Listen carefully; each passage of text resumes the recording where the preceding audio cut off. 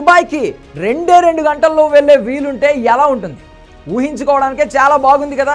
త్వరలోనే ఈ ఊహ నిజమయ్యే అవకాశాలు కనిపిస్తున్నాయి. ఎందుకంటే ముంబై నుండి దుబాయ్కి హై స్పీడ్ ట్రైన్ ప్రాజెక్ట్ సిద్ధమవుతోంది. అదెలా కుదురుతుంది? 2 నగరాల మధ్య భూమార్గమే లేదు కదా, మధ్యలో అరేబియా సముద్రం ఉంది కదా అన్న డౌట్ వచ్చిందా? మీరు సరిగ్గానే ఆలోచించారు. భూమార్గం లేకపోయినప్పటికీ రైలు ప్రాజెక్ట్ను సిద్ధం చేస్తున్నారు. ఈ రైలు నీటి అడుగున అరేబియా సముద్రం లోపల నుండి ప్రయాణిస్తుంది. అంటే under water high speed train అన్నమాట. ముంబైలో బయలుదేరి అరేబియా సముద్రంలో దిగి నీటి అడుగున నడిచే ఈ హై స్పీడ్ రైలు మళ్ళీ దుబాయ్లో రోడ్డెక్కుతోంది. తద్వారా ముంబై టు దుబాయ్ మధ్య ప్రయాణ సమయాన్ని చాలా ఆదా చేస్తోంది. ఈ కొత్త రైలు అందుబాటులోకి వస్తే 2 నగరాల మధ్య దాదాపు 2000 కిలోమీటర్ల దూరాన్ని కేవలం 2 గంటల్లోనే అధిగమించవచ్చు. యుఏఈ నేషనల్ అడ్వైజర్ బ్యూరో ప్రణాళిక ప్రకారం దుబాయ్ టు ముంబై మధ్య నీటి అడుగున రైలు మార్గం అనుసంధాన్ని పరిశీలిస్తున్నారు. ఇది ప్రయాణ సమయాన్ని కేవలం 2 గంటలకు తగ్గిస్తాం.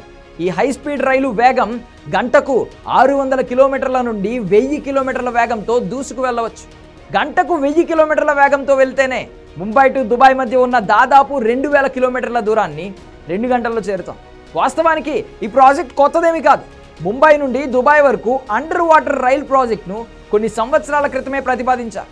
దానికి అవసరమైన ఆమోదాలు పొందడంలో పురోగతి లేక ఆ ప్రతిపాదన కోల్డ్ స్టోరేజ్లోకి చేరింది. ఈ ప్రతిపాదిత రైల్ నెట్వర్క్ విమాన ప్రయాణికులకు మరొక జర్నీ ఆప్షన్ను అందిస్తోంది. ఎయిర్ రష్ను తగ్గిస్తోంది. రద్దీ తగ్గితే డిమాండ్ కూడా తగ్గుతోంది. ఆటోమేటిక్గా టికెట్ ధరలు తగ్గే అవకాశం ఉంది. మరోవైపు ఇది ఇండియా దుబాయ్ మధ్య ముడి చమురు వస్తువుల రవాణాను మరింత సులభంగా మారుస్తోంది. అండర్ వాటర్ రైల్ నెట్వర్క్ ద్వారా ప్రయాణికులు మొత్తం ప్రయాణంలో నీటి అడుగున ప్రపంచంలోని ఆహ్లాదకరమైన అనుభవాన్ని ఆస్వాదించగలుగుతారు. ఈ ప్రతిపాదనకు ఆమోదం లభిస్తే భవిష్యత్తులో బిలియన్ల రూపాయల పెట్టుబడులు ఈ ప్రాజెక్టులోకి ప్రవహిస్తాయి. ప్రస్తుతం ఉన్న సమాచారం ప్రకారం Mumbai to Dubai under water train ప్రాజెక్టుకు గ్రీన్ సిగ్నల్ లభిస్తే ఈ రైలు 2030 నాటికి పరుగులు తీయవచ్చు.